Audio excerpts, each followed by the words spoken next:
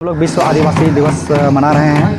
क्योंकि आदिवासियों का शुरू से ही जल जंगल ज़मीन पर अपना अधिकार रहा है। बहुत ऐसे हमारे आदिवासी भाई हैं जो कि अपने जल जंगल ज़मीन से अभी भी वंचित हैं और अभी अपनी अस्मिता को बचाने के लिए, अपनी संस्कृति को बचाने के लिए आदिवासी जो संयुक्त राष्ट्र संघ के द्वारा कि 9 अगस्त को जो है ना प्रत्येक साल मनाया जाता है, उसी के तहत हम लोग सभी आदिवासी आज मिल करके सब भाई बहन सब एकजुट दिखा करके आज हम लोग विश्व आदिवासी दिवस मना रहे हैं। जी धन्यवाद। हम लोग यहाँ विश्व आदिवासी मना रहे हैं, ये संयुक्त राष्ट्र द्वारा का देन है। तो हम लोग इतिहास अगर देखेंगे तो इस देश के मूल मालिक आदिवासी हैं, लेकिन आज देखिए क्या स्थिति है आदिवासियों का।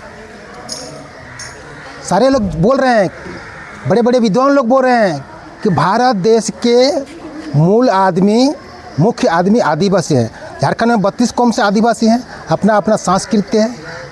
जैसे हम लोग का हिंदू में भी अपना अपना रिवाज है, सारे कौम के लोग हैं, लेकिन एक सूत्र में बंधे हुए हैं।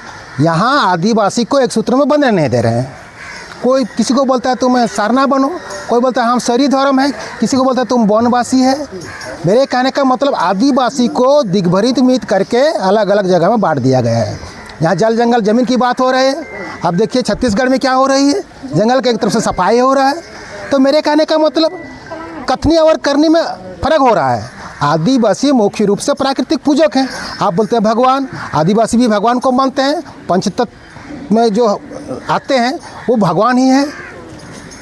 6 ऋतु को भी हम लोग मनाते हैं, मौर्य तुरई को जिसे बोला जाता है। कहने का मतलब हम लोग प्राकृतिक उपासक हैं, यहाँ के मूलरियत है और स्वच्छ दिल वाले हैं। इसीलिए आदिवासी आज भी निरीह हैं, छल कपट नहीं जानते हैं, इसलिए 3 मंजिला नहीं उठा पाते हैं। जहाँ पर हैं आज तक भी वहीं पर है। धीरे धीरे लोग प्रयास कर रहे हैं। तो जैसे हमारे पशुपति जी ने बोले, सरकार, केंद्र सरकार को इसमें चिंतन करना चाहिए। जब तक उनका पहचान नहीं दीजिएगा तब तक एक सूत्र में बांध नहीं पाएंगे, उसका डेवलप नहीं हो पाएगा। पुनः सभी को जोहार है।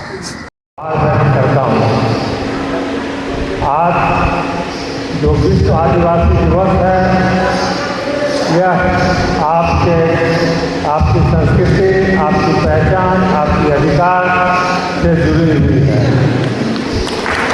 आदिवासी समाज ने अपनी परंपरा को, अपने भाषा को अछूत रखा है, बनाए रखा है।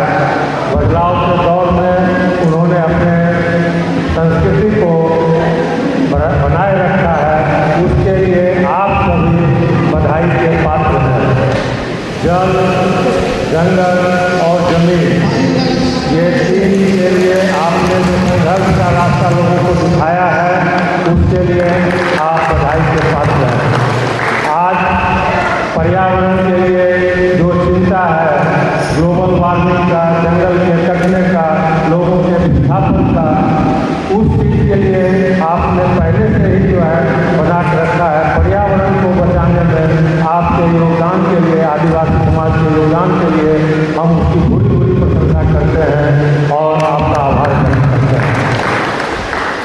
मैं एक चीज़ कहना चाहूँगा कि आदिवासी महापुरुषों का नीचे जो फोटो लगाया गया था श्रद्धांजलि के लिए, उसमें संघर्ष के प्रति झूलों और ये आदिवासी महिलाओं के संघर्ष के प्रति झूलों और फूलो झानो, जो हमारी फूलो झानो मुर्मू दोनों बहनों का भी इसमें होना चाहिए, जो कि आदिवासी महिलाओं को प्रेरणा देने का काम करेगी।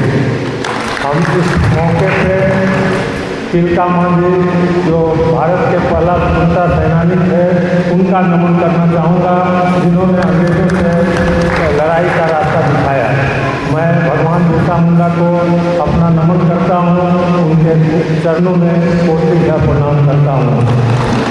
मैं इस मौके पर सिद्धू कानू जी और फूलो झानो मुर्मू जी, उन सबों का नमन करता हूँ। लेकिन आज के इस आदिवासी दिवस के मौके पर मैं आपसे कहना चाहूँगा कि आपको समय के साथ भी चलना है।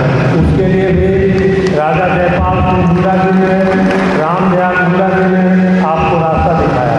उन्होंने आदिवासी समाज में एक मुकाम हासिल किया और आदिवासी समाज के लिए प्रेरणा बनी। जयपाल सिंह मुंडा जी भारतीय हॉकी टीम के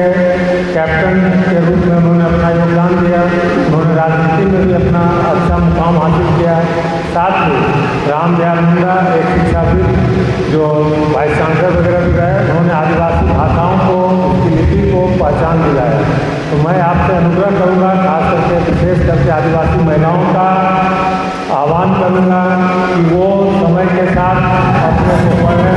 जैसा कि हमारे पूर्व वक्ता ने आप लोगों को शिक्षा का संदेश दिया है और आज के दौर में स्किल डेवलपमेंट और आगे बढ़ने के लिए शिक्षा का जो है, और साथ में जो सरकार का और संविधान के तरफ से जो हम लोगों को अपॉर्चुनिटी दिया गया है, अवसर दिया गया है, उसका आप लाभ उठाएं और जिंदगी में आगे बढ़ें। उसके साथ ही अपनी पहचान को बनाए रखें, अपनी परंपरा का पालन करें। हमें ये देखकर काफ़ी खुशी हुआ कि ज़्यादातर लोग अपनी परंपरागत वेशभूषा में आए हैं और उन्होंने अपनी परंपरा को बनाए रखा है। आदिवासी संस्कृति को बचाए रखते हुए आधुनिक समाज में भी आगे बढ़ना है और विकास का जो ये है आर्थिक और सामाजिक विकास में आपको आगे बढ़ना है। इसी चरण शब्दों के साथ मैं एक बार फिर से आप सबों को जोहार करता हूँ, आप सबों का नमन करता हूँ, आपका अभिनंदन करता हूँ, वंदन करता हूँ। जय झारखंड, जय आदिवासी, जय हिंद। आज देवघर जिला का एकमात्र औद्योगिक क्षेत्र चित्रा कोलवरी, जहां आज आदिवासी दिवस मनाया जा रहा है और आदिवासी हम लोग सब भाई बहन और हमारे मुख्य अतिथि BDO सुनील कुमार मुर्मू जी उपस्थित हैं। हमारे प्रमुख नाला के वो भी उपस्थित हैं और सभी लोग यहाँ उपस्थित हैं। और एक बात का चिंतन है, आज जो झारखंड राज्य सब अलग हुआ था, उसका सपना था आदिवासियों का अधिकार, जल जंगल ज़मीन में कैसे अधिकार मिलेगा, उसके लिए हम लोग मिलकर संघर्ष करेंगे। और भारत सरकार से भी अब जो जनगणना हो रहा है 26 और 27 में, आदिवासियों को धर्म कोड आदिवासी होना चाहिए, ताकि लोगों को मालूम हो कि देश में आदिवासी कितना है, उसका राजनीतिक स्थिति क्या है, शैक्षणिक स्थिति क्या है, उसका आर्थिक स्थिति क्या है, तब पता चलेगा। और इसीलिए हम लोग भारत सरकार से मांग करते हैं आज आदिवासी दिवस के अवसर पर कि आदिवासियों का धर्म कोड सरना आदिवासी हो। आज यही बात के लिए हम लोग आदिवासी दिवस भी मनाते हैं।